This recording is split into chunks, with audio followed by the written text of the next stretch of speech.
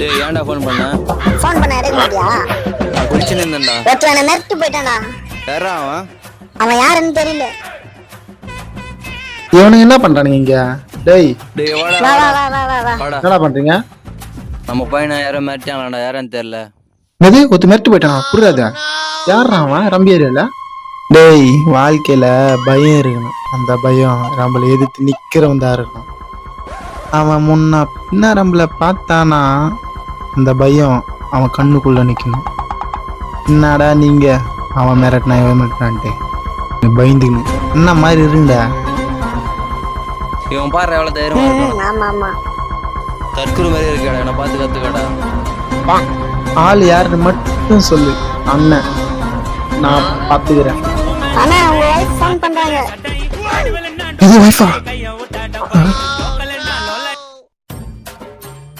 Hello, காய்கறி எல்லாம் வாங்கிட்டே இல்லையா?